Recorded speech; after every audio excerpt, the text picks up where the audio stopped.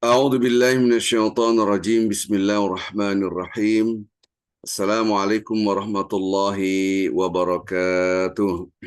Waalaikumsalam warahmatullahi wabarakatuh. Waalaikumsalam warahmatullahi wabarakatuh. Alhamdulillah wassalatu wassalamu ala Rasulillah sallallahu alaihi wasallam. Alhamdulillah alladzi hadana li hadza wa ma kunna linahtadiya laula an hadana Allah. Alhamdulillah ala jami'i ni'mati la tuhsa abada. وكم من نعمة أنمت علينا قال لك الشكرنا وكم من بلية ابتليتنا قال لك صبرنا سبحانك سبحانك ما شكرناك حق شكرك سبحانك ما ذكرناك حق ذكرك سبحانك ما عبدناك حق عبادتك اللهم أعنا على ذكرك وشكرك وحسن عبادتك. Bapak Ibu yang cinta Allah Subhanahu wa taala, kita bersyukur alhamdulillah, alhamdulillah, alhamdulillah, tidak ada setitik pujian yang kita miliki. Segala puji bagi Allah Subhanahu wa taala. Subhanallah. Salam dan salawat selalu kita junjukkan pada Nabi Muhammad sallallahu alaihi wasallam. Semoga kita termasuk hamba-hamba Allah yang memberikan salam salawat kepada beliau. Subhanallah. Ketika kita mendengar nama Nabi Muhammad, langsung kita sallallahu alaihi wasallam. Inilah gambaran innallaha wa malaikatu yusholluna 'alan nabi ya ayyuhalladzina amanu shallu alaihi wasallimu taslima. Sungguhnya Allah dan seluruh para malaikat memberikan salam salawat kepada Nabi. Hai orang-orang beriman, berikanlah salam salawat kepada beliau. Nah, ini kita menjadikan pada umrah ini kita berbicara tentang Maulid Nabi, insyaallah. Kita akan mengkaji siapakah Nabi Muhammad SAW lebih dekat lagi, ya, lebih kita cintai lagi. Baik Bapak Ibu yang cinta Allah SWT, saya tidak akan berpanjang lebar, saya akan fokus pada satu titik yang menentukan kita diterima atau tidak diterimanya ibadah kita. Innamal a'malu bin niat wa innamal likulli imrin ma nawa. Sungguhnya perbuatan itu sangat terikat dengan niat. Orang itu akan dibalas sesuai dengan niatnya. Jadi kalau kita berpikir, bos, yang penting saya niat. Iya, niatnya seperti apa? Niatnya yang seperti apa? Dan sampai kita memahami niat itu sederhana itu. Tidak. Ternyata kita harus memahami niat itu betul-betul dalam hati kita. Mukhlishina lahuddin. Kita mungkin selalu menerjemahkan ikhlas. Ikhlas yang seperti apa? Nah, ini yang menentukan. Jadi kemarin kita sudah berikan voice di dalam WA group bahwa apakah yang paling berat di dalam ibadah itu yang menentukan adalah niat kita, hati kita. Apalagi haji atau umroh, subhanallah. Maka itu kita harus paham apakah tanah suci itu. Ini saya akan share, mudah-mudahan ini bisa manfaat buat kita semua. Setengah lagi.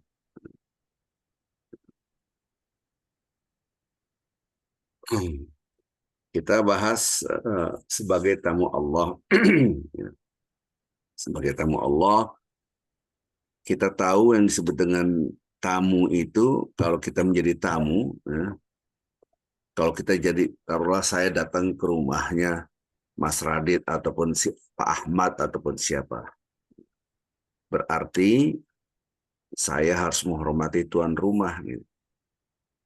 Pertanyaannya, Pak Ahmad sebagai tuan rumah, itu tahu isi hati saya nggak? Jawabannya tidak tahu. Seandainya saya menggerutu di dalam hati saya, ini rumahnya kok begini ya? Kok kenapa TV-nya ditaruh di sana? Harusnya di sebelah sini, itu kan backlight dan seterusnya. Ini harusnya. Nah, ketika kita ngomong begitu, apakah tuan rumah tahu? Tidak tahu, karena tuan rumah tidak mengetahui isi hati. Ya. Seandainya kita komplain, kok tuan rumah cuma ngasih air putih doang sama kacang berandai-andai. Nggak ada yang lain apa? Nah, tuan rumah tahu nggak isi hati tamu? Tidak tahu. Tapi kalau menjadi tamu Allah, Allah Maha tahu isi hati kita. Nah, ini yang harus kita hati-hati. Nah, jadi kalau kita di sana merasa hebat, merasa hebat, merasa hebat, merasa hebat, itulah tanda-tanda yang tidak diterima oleh Allah Azza wa Jalla. Maka namanya tanah suci. Kita jangan sampai tidak ke tanah suci, jangan sampai kita ke tanah suci tidak tahu apa itu tanah suci. Suci dari apa? Inilah yang harus kita pahami redaksi Al-Quran, ya alladzina amanu innamal musyrikuna najasun. Kayak orang-orang beriman, orang musyrik itu adalah najis. Subhanallah. Wala yaqrabul masjidil haram ba'da 'amil hadza. Jangan dekat Masjidil Haram. Jadi tanah suci dari apa? Kemusyrikan. Definisi musyrik apa? Orang yang menyekutukan Tuhan. Maksud menyekutukan itu apa? Ada syarik, ada temannya Tuhan, ada sekutunya Tuhan. Bapak Ibu yang cinta Allah Subhanahu wa taala, berandai-andai. Kita ini hidup zaman Nabi Muhammad SAW, berandai-andai. Kita ini hidup di kota Mekah sebelum hijrah ke kota Madinah, berandai-andai. Jadi kita masuk Islam nih, nah, ngikutin Nabi Muhammad SAW, berandai-andai. Di situ yang namanya Ka'bah dikelilingi ratusan berhala-berhala. Seandainya kita berdialog dengan orang-orang Arab jahiliyah, kita tanya kepada mereka, siapakah yang mencipta langit dan bumi serta seisinya? Jawabannya, ada yang tahu? Jawabannya adalah satu, yaitu Allah. Orang tidak tahu. Siapa yang mencipta Anda? Allah. Siapa yang memberikan Anda makan dan minum? Allah. Siapa yang menciptakan langit dan bumi serta seisinya? Allah. Mereka jawabnya Allah. Bukan patung, tidak. Allah. Tapi kenapa mereka disebut dengan musyrik? Karena Allah sebagai pencipta juga ada yang diagungkan, dibesarkan. Siapa itu? Berhala-berhala. Maka menyekutukan Tuhan, sekutu itu kan teman. Menjadikan Allah punya teman yang selevel, diagungkan, dibesarkan, sujud. Siapa yang dibesarkan selain Allah? Berhala-berhala itu. Jadi orang-orang masuk ke tanah suci tidak boleh orang musyrik. Artinya suci dari apa? Dari bentuk kemusyrikan. Nah kita, apakah bisa terjadi kemusyrikan pada diri kita? Amat sangat bisa. Kita orang beriman, tapi diulang-ulang. La syarikalak, la syarikalak, labbaik Allahumma labbaik, labbaik la syarikalak, labbaik, innal hamda wa ni'mata laka wal mulk la syarika. Ulang-ulang. La syarikalak. Padahal kita tidak musyrik. Saya bukan orang yang musyrik, saya tidak menyekutukan engkau, saya tidak. Kenapa? Karena ternyata ada kemusyrikan. Ya, maksud saya adalah ada yang kita besarkan selain Allah. Siapakah yang kita besarkan selain Allah? Diri kita sendiri. Itu yang berbahaya. Maka itu ketika orang-orang datang ke tanah suci, ada yang tidak diterima oleh Allah. Ini diberitakan oleh Rasulullah SAW. Nanti di antara umatku datang ke tanah suci, mereka mengucapkan labbaik Allahumma labbaik, labbaik la syarika laka labbaik, innal hamda, dan seterusnya. Allah menjawab, la labbaik wala sa'adaik, tidak, aku tidak menerima engkau. Wah, bayangkan. Saya ingin sekali kita betul-betul sungguh-sungguh kita membersihkan hati kita, mensucikan hati kita. Ini esensi ibadah di tanah suci ini. Bagaimana kita menghadap Allah, tidak membesarkan diri kita, hanya Allah yang kita besarkan. Kalau kita datang ke tanah suci dengan membesarkan siapa saya, inilah yang menyebabkan pahala-pahalanya hilang semua. Baik, ya, jadi jelas ya, ini pelan-pelan saya terangkan. Jadi musyrik itulah yang disebut dengan najis. Maka orang-orang yang seandainya ada yang mau masuk Islam, mu'alaf, setelah syahadat tidak boleh sholat. Walaupun runtutan rukun Islam setelah syahadat adalah sholat rukun Islam. Di sini setelah syahadat apa? Dia wajib mandi. Mandi apa? Dari hadas besar. Dari najis besar. Apa itu? Kemusyrikan. Jadi orang yang membesarkan inilah saya, itu sebetulnya menajiskan dirinya sendiri. Sebaliknya orang yang membesarkan inilah Allah, itu adalah membesarkan Allah Azza wa Jalla. Subhanallah. Ini yang harus kita pahami. Jangan sampai kita tidak mengerti. Nah, tanah suci berarti hanya la ilaha illallah. Tidak ada yang aku besarkan selain Allah. Tidak ada yang aku agungkan selain Allah. Tidak ada yang patut disembah selain Allah. Tidak ada yang patut dipuji-puji selain Allah. Tidak ada yang patut disanjung-sanjung selain Allah. Tidak ada yang patut dibesar-besarkan selain Allah. Itulah yang disebut dengan tanah suci. Baik. Nah, ini saya kasih gambar seperti ini. Ketika ke atas membesarkan Allah jadi putih, itu suci, bersih. Tapi membesarkan selain Allah yaitu makhluk menjadi hitam, jadi kotor. Saya kasih gambar ini supaya gampang, simple. Kalau Anda menepuk dada, saya menepuk dada, inilah saya. Berarti saya mengotorkan diri saya. Bagaimana fisik saya? Di tanah suci, sebetulnya fisik saya di tanah suci, tapi saya tidak diterima oleh Allah Azza wa Jalla. Nah, ini betapa banyak orang ke tanah suci tidak ngerti suci dari apa. Saya gambarkan, ini gambaran yang sangat mudah sekali. Ini gambaran yang sebelah kiri warna biru ke atas membesarkan Allah. Itu yang disebut khusyuk, ya Allah Engkau Maha Besar. Di waktu yang bersamaan, kepala kita itu, pikiran kita Allah Maha Besar, dunia menjadi kecil. Yang hitam itu lihat. Ya. Kalau dibalik, kalau kita membesarkan dunia, Allah menjadi kecil. Kalau dibalik ya, Allah menjadi kecil, dan itulah yang disebut dengan najis. Anda mengecilkan Allah. Subhanallah.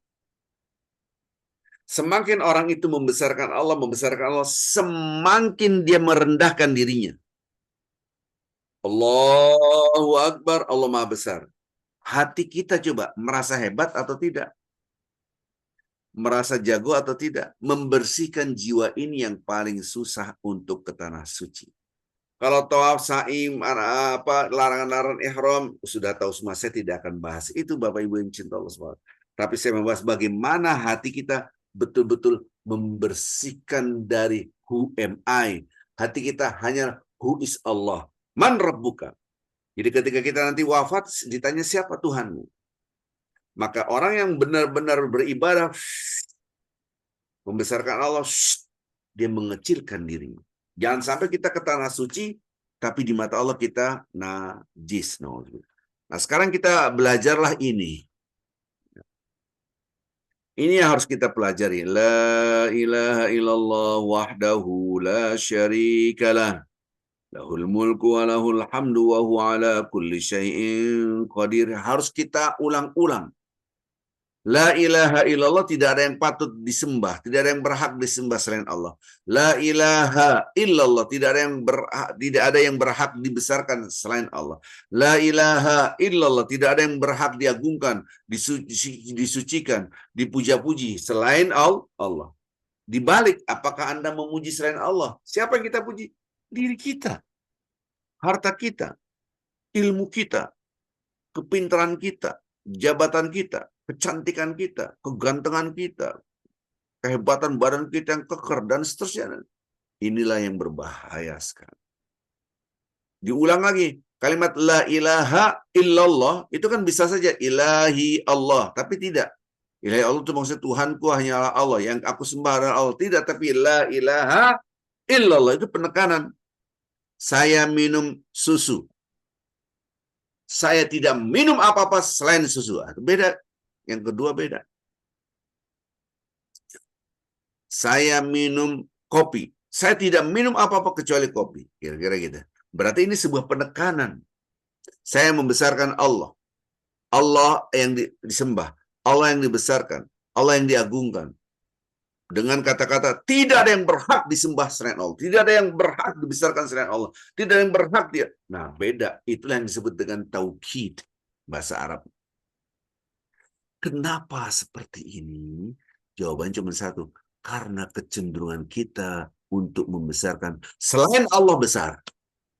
Karena ada tendensi dalam diri kita membesarkan selain Allah.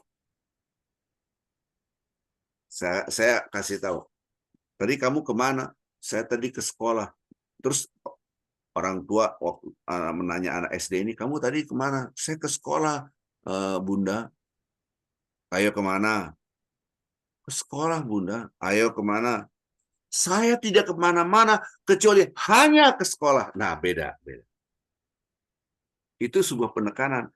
Berarti ada kecenderungan dia itu ke jalan selain ke sekolah, kira-kira gitu.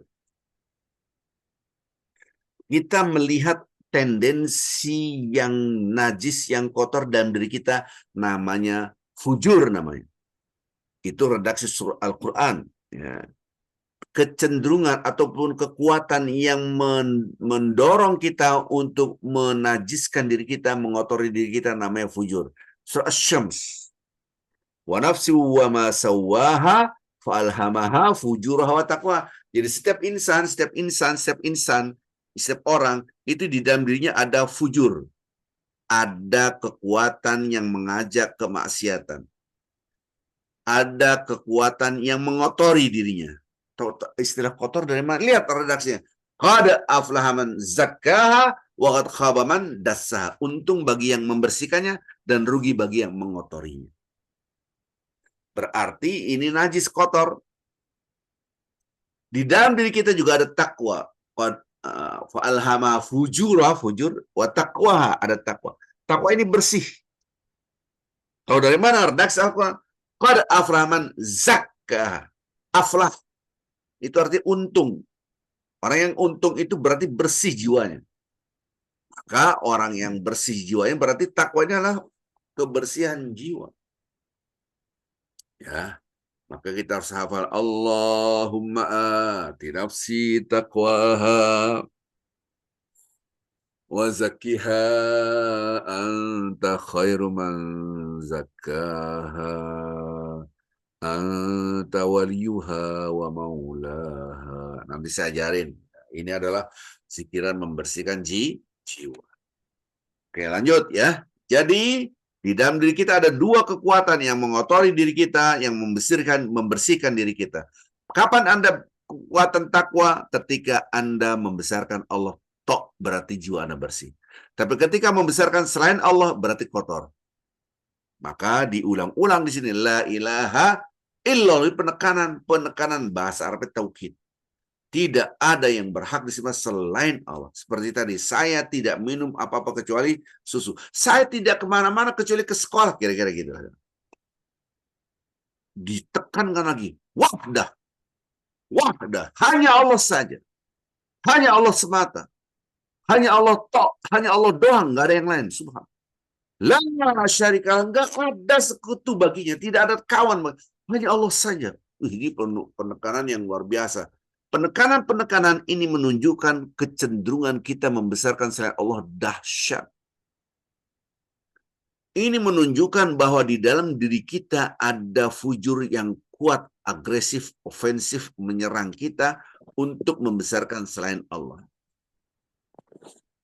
Orang kaya, dia bangga dengan kekayaannya.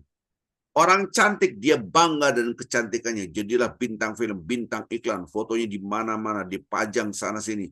Jadi bintang iklan sampo, iklan sabun, iklan ini, iklan itu. Wah, dia bangga, dibuka auratnya. Seakan-akan ini wajah aku, ini milik aku. Padahal milik Allah. Subhanallah. Yang dibesarkan dirinya, padahal dia dari Allah. Maka orang ini dia gagal dengan kecantikannya. Orang punya harta, inilah saya. Orang terkaya di Indonesia, di dunia, dan seterusnya. Lihat saya punya ini, lihat kendaraan saya, lihat HP saya, lihat baju saya, lihat tas saya. Branded semuanya, lihat jam tangan saya, lihat. Astagfirullahaladzim. Hati-hati kita ke tanah suci, jangan sampai hal itu terjadi pada diri kita. Ini sudah penekanan, tidak ada yang kita besarkan selain Allah. Hanya Allah saja, tidak ada yang lain. Supaya memahami ini, masuklah lahul mulk walahul hamd. Kerajaan langit dan bumi serta isinya itu milik Allah. Segala yang ada di alam semesta hanyalah milik Allah. Kalau yang punya, maka dia yang dipuji. Tidak mungkin tukang parkir merasa hebat karena kanan kirinya banyak mobil, karena nggak punya. Nggak mungkin orang kita lewat, ini banyak banget mobilnya, keren, ini kaya. Nggak mungkin tukang parkir juga sadar, orang bukan punya saya, yang dipuji itu yang punya. Kita tidak punya apa-apa karena seluruhnya milik Allah. Maka segala puji hanyalah milik Allah. Wa huwa ala kulli syai'in qadir. Ini harus banyak-banyak zikir. Ini dengan pemahaman yang tadi. Nah, maka itu kekuatan kita di talbiyah. Labbaik Allahumma labbaik. Ya Allah, aku datang memenuhi panggilan Engkau. Labbaik la syarika laka labbaik. Tidak ada sekutu bagi Engkau. Hanya Engkau saja yang aku agungkan. Innal hamda, semua pujian, wa nikmata, semua nikmat apapun, laka, milik Engkau. Wal mulk, kerajaan langit dan bumi serta isinya milik Engkau. La syarika, tidak ada sekutu bagi Engkau. Engkau bentuknya aku dan Engkau, aku dan Engkau, aku dan Engkau. Berarti adalah kita di hadapan Allah. Ini kita masuk ke rumah Allah. Kalau bahasa Jawanya kulon nuwun, gitu kan? Gitu. Kita kalau masuk rumah orang kan harus permisi gitu. Nah, inilah ungkapan Anda dibersihkan oleh Allah dengan ritual talbiyah, dan paling berat di sini. Kita pasti punya rasa ingin dipuji, tapi harusnya kepada Allah, bukan kepada manusia. Kita dikasih nikmat oleh Allah dengan harta, akhirnya kita punya bisa berangkat ke tanah suci. Tahu dari mana? Anda punya harta dari mana? Anda punya ilmu. Anda bekerja dengan ilmu, Anda punya harta, dan seterusnya, dan seterusnya. Tapi itu semua milik Allah. Allamal insana ma lam ya'lam. Subhanallah.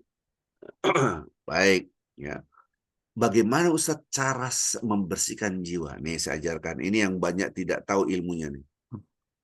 Ya. Saya ajarkan dulu satu-satu pelan-pelan. Kalau kita melihat segala sesuatu, harus kita kaitkan dengan Allah. Mengenal Allah dengan berpikir mendalam. Apa? Depan saya ada susu nih. Berarti saya, ya Allah, ini dari Engkau. Subhanallah. Depan saya seandainya ada makanan, ada pisang goreng. Ya Allah, ini dari Engkau, ya Allah. Masya Allah. Itu caranya. Itu dulu nomor satu. Mengenal Allah melalui susu. Mengenal Allah melalui makanan. Pisang. Mengenal Allah, depan saya ada nasi. Ya Allah. Depan saya ada anak istri saya, ada orang tua saya. Ya Allah, ini semua dari Engkau, ya Allah. Mereka tidak ada kecuali hanya dari Engkau.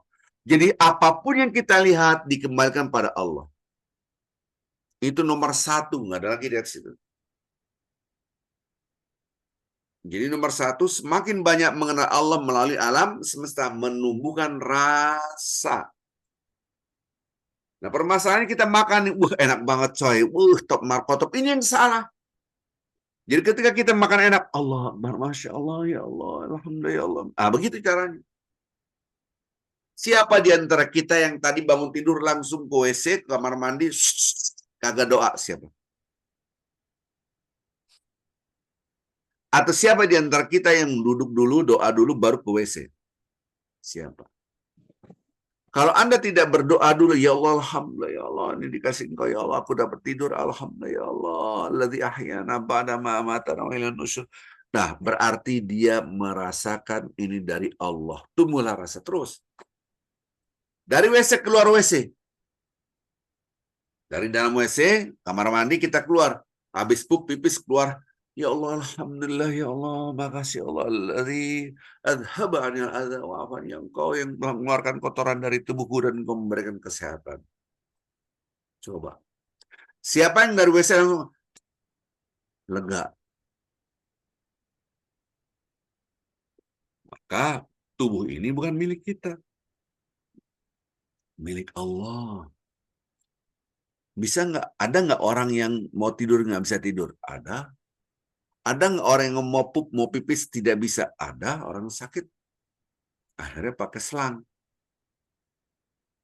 Ini menunjukkan tubuh bukan kita yang ngatur, tapi Allah yang ngatur. Itu nomor satu. Jadi mengenal Allah terhadap apapun, terhadap tubuh kita, makanan kita, minuman kita, apapun yang kita. Ini nomor satu. Kalau nomor satu nggak dapat, bagaimana nomor dua? Nomor dua apa? Analogika terbalik. Itulah titik nol. Ini yang tidak ada ilmu ini, nggak diajarin nih. Nggak ngerti Ustaz. Nomor satu dulu, baru nomor dua. Nggak mungkin langsung nomor dua. Nomor satu apa? Ini semua dari Allah. Itu nomor satu.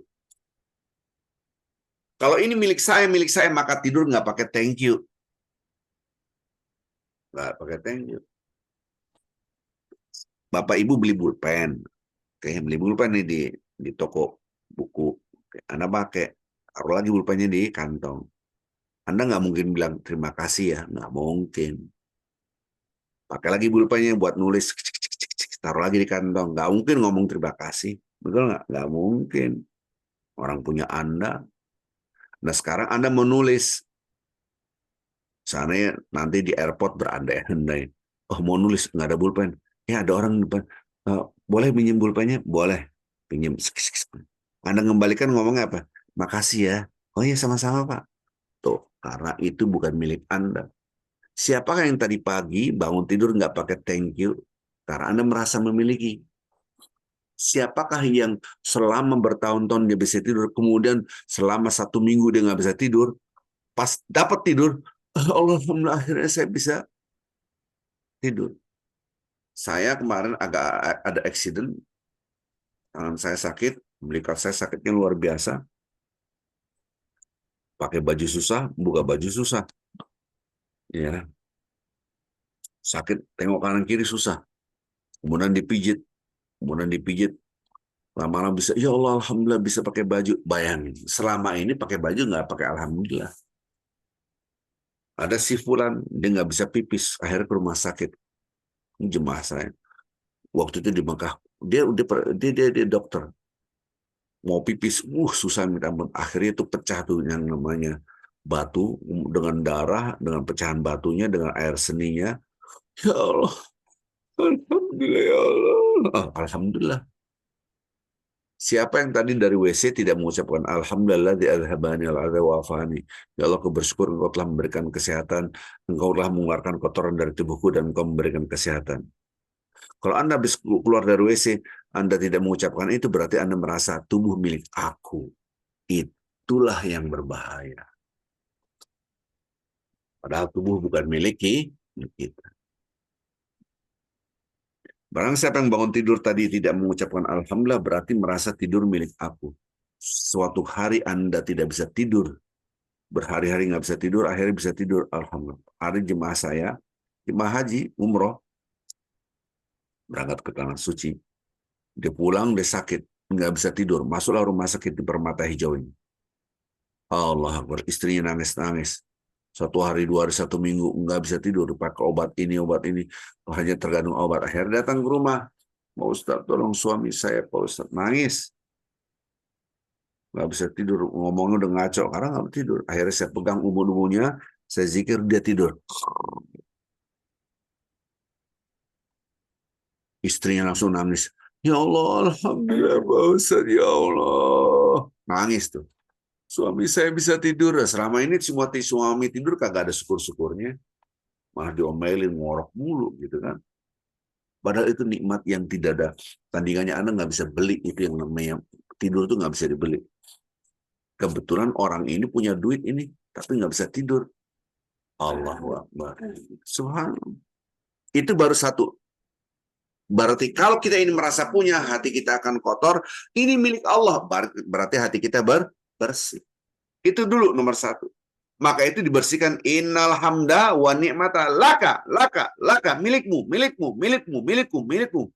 Supaya hati kita bersih. Ini punya saya, ini punya saya. Bapak-bapak yang berangkat ke Tanah Suci, itu dengan uang Anda. Iya, dengan uang Anda. Tapi itu milik Allah. Berarti apa? Gratis. Oh iya. Suatu hari, 2024, kalau nggak salah, 2024-2025, anak saya pertama sakit. Sakitnya cukup berat. Nah, akhirnya dokter bilang, oh ini harus diopnam. Saya juga bingung penyakit apa. Itu dokter ngomong begitu. Wah, waktu itu rumah sakit penuh sekali kemana-mana. Akhirnya ada rumah sakit mahalnya Taubatan Nasuha. Women and Children Hospital di Brawijaya Hospital. Hanya itu toh. Cek semua keliling rumah sakit, nggak ada. Waktu itu rumah sakit Pondok Indah pun lagi kebakaran waktu itu. Saya lupa tuh tahun ini kita itulah. Masuklah ke situ. Itu tidurnya doang, kamarnya doang 1,5 juta. Kamarnya tok. Nggak pakai dokter, nggak pakai obat, nggak pakai infus, yang lainnya nggak dihitung. 1 hari, 2 hari, 3 hari, 4 hari, 5 hari, 6 hari, 7 hari, tidak ada progres. Infus 2 botol setiap saat, nggak pernah dilepas. Terus ada yang ngomong, oh, Mas Arifin ini biayanya habis-habisan ya. Ya habis-habisan gimana? Orang gratis. Oh, dia pikir Wah, ini berarti yang punya rumah sakit jemaahnya Mas Arifin. Enggak, saya nggak kenal. Dokternya nggak kenal. Bayar dong. Iya, bayarlah. Loh, tadi katanya gratis. Anda merasa bayar karena Anda merasa punya. Orang merasa bayar itu karena merasa punya. Inilah jadi masalah. Padahal itu milik Allah. Nah, ketika kita mau ke tanah suci dibersihkan, milikmu, milikmu, milikmu, milikmu, bukan milik aku. Ini yang banyak orang nggak ngeh. Subhanallah. Maka kotorlah jiwanya. Ini milik saya, milik saya, milik saya, milik saya. Inilah saya, inilah saya. Baik, ya ini waktunya sudah. Nah, sekarang baru langkah yang kedua, analogika terbalik titik nol. Ini ilmu yang jarang dibahas. Barulah ada getaran, ya Allah, astagfirullah, baru getaran tuh bisa nangis. Kok bisa nangis? Karena pakai analogika terbalik, nggak ngerti. Ini lihat. Analogi kebalik diajarkan oleh Allah Azza wa Jalla. Qul ara'aytum in ja'alallahu 'alaikum lail sarmadan ila yaumil qiyamah man ilahun ghairallah ya'tikum bidhiyan afala tasma'un. Qul ara'aytum in ja'alallahu 'alaikum an-nahar sarmadan ila yaumil qiyamah man ilahun ghairallah ya'tikum bilail taskununa fihi afala tubsirun. Bahasa Indonesianya nih. Coba seandainya itu malam terus menerus, hidup nggak kita? Matilah kita. Siapa yang menghadirkan cahaya? Nah, seandainya dijadikan siang terus, bisa mati kita. Maksud analogi terbalik, realitanya tidak seperti ini. Realitanya ada siang dan malam. Tapi diputar seakan-akan tidak ada siang, seakan-akan tidak ada malam. Masya Allah. Kalau malam terus kita beku semuanya. Nggak ada tumbuh-tumbuhan karena beras, tumbuh padi, butuh cahaya matahari. Nggak ada yang hijau. Waktu saya di Edmonton, dakwah di Edmonton tuh di Amerika Utara sana, itu minus paling parahnya minus 40 derajat Celcius. Minus 10 derajat itu udah hangat sekali. Minus 10 derajat hangat. Minus 20 itu udah hangat. Allah Akbar, kagak ada hijau-hijaunya sana. Semuanya serba putih. Bayangin kalau selama hidup kayak gini, mati kita. Realitanya tidak demikian. Tidak malam terus, tidak siang terus. Realitanya dibalik. Dibalik apabila malam terus, siang terus. Oke. Ini siang terus. Malam terus. Kan susah. Bayang gak hidup. Realitanya tidak demikian. Tidak. Lanjut. Redaksi Al-Quran. Qul ara'aytum in asbaha ma'ukum ghuran faman ya'tikum bima'in ma'in. Seandainya nggak ada air, kering terus. Coba main. Susah nggak? Susah. Saya pernah hidup di Parangsara tahun 89 ketika saya dikirim oleh OKI, Organisasi Conference, belajar di University di Tunisia. Kemudian teman-teman, ayo ke Parangsara ke rumah saya. Oh bolehlah, 3 bulan. Allah agar mandi cuma satu kali semenah hari Jumat doang. Nggak ada air. Bayangkan, sekarang kita ada air, alhamdulillah. Bayangkan tidak ada air, maka itu titik nol. Itu maksudnya. Air itu bukan milik kita, Allah ngasih. Seandainya Allah mau ngambil air dari kita, gampang banget. Nggak ada listrik, Anda nggak ada air, selesai. Ataupun sumber mata air diambil oleh Allah semua, habis kita. Ya Allah, ya Rabb, alhamdulillah. Maka ketika kita minum, mandi, ya Allah enak banget, ya Allah. Nah, itu maksudnya. Dibalik, yang sebelah kiri, gambarnya bersang, nggak ada kehidupan yang sebelah kanan. Ini dibalik. Walaupun realitanya kita sebelah kanan, yaitu ada hijau-hijauan. Oke, ini lihat. As-sihhatu tajun ala rusul as-sihha la yara'il marda. Kesehatan itu adalah mahkota. Di atas kepala orang sehat, yang bisa melihat mahkota itu hanyalah orang sakit. Alhamdulillah saya sehat, bangun tidur sehat. Ini milik Allah, tidur milik Allah, tubuh kita milik Allah. Itu nomor 1. Dibalik, nomor 2, balik. Coba nggak bisa tidur, coba sakit. Nah, ya Allah, alhamdulillah. Ya Allah, ini milik Engkau ya Allah. Aku telah dari WC. Alhamdulillah azhabani ala afani ghufranaka ghufranaka. Aku bersyukur ya Allah, Engkau telah mengeluarkan kotoran dari tubuhku dan Engkau memberikan kesehatan. Itu ini milik Allah. Oke, 1. Dibalik. Seandainya tidak bisa pup dan pipis, ya Allah, kayak gimana rasanya, ya Allah. Jadi dibalik. Subhanallah. Bapak-bapak, ibu sekarang Anda bisa berdiri. Bayangkan tidak bisa berdiri karena sakit. Bayangkan orang tidak bisa berdiri dan tidak bisa jalan, dia stroke. Dia kecelakaan, hilanglah tangannya, kakinya, putus, diamputasi berandai-andai. Ya Allah, alhamdulillah ya Allah. Nah, disitulah titik nol di balik. Walaupun kita realitinya sehat. Dan titik nol yang paling dahsyat adalah kematian. Baru kita merasakan la haula wala. Ini titik paling dahsyat. Maka itu sholat yang dahsyat adalah ketika kita ingat mati. Ini yang harus kita pahami. Ibadah umrah atau haji adalah ritual gladi resik kematian. Itu yang harus kita pahami. Ibadah umrah dan haji ketika kita pakai ihram, laksana kita pakai kain kafan. Kita meninggalkan rumah kita, mobil kita, harta kita tinggalkan seakan-akan kita wafat. Anda punya anak yang Anda cintai, Anda cium setiap saat, Anda tinggalkan, Anda berangkat ke tanah suci. Istri Anda, suami Anda, oh tapi saya dengan istri saya berangkat. Saya berangkat ke tanah suci dengan suami saya. Anda dalam keadaan ihram tidak ada lagi berhubungan karena haram. Maka ihram itu diharamkan hal yang dari yang halal seakan-akan Anda sudah menghadap Allah. Itulah bagaimana cara memahami gladi resik kematian. Jadi orang umroh dan haji itu diajak gladi resik kematian. Kain ihram adalah seakan-akan kain kafan. Seakan-akan Anda dihadapkan dengan Allah Azza wa Jalla. Subhanallah. Baik, saya tidak berpanjang lebar. Ini sudah lewat waktunya tadi ya.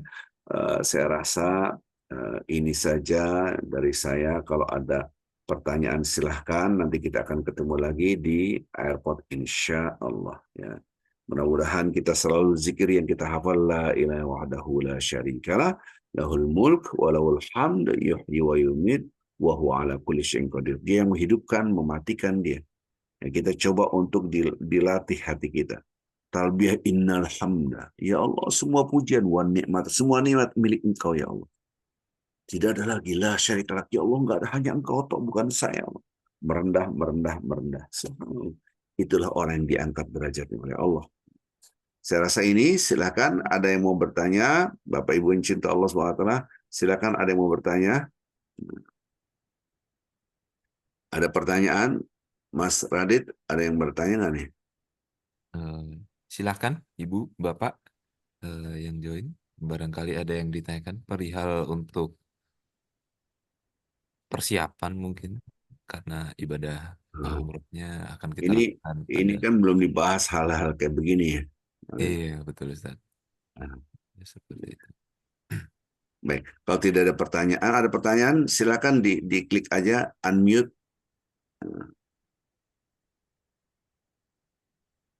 Ya, tidak ada ya. Masih belum Ustaz. Paling nanti di bandara mungkin baru bertemu langsung. Baik.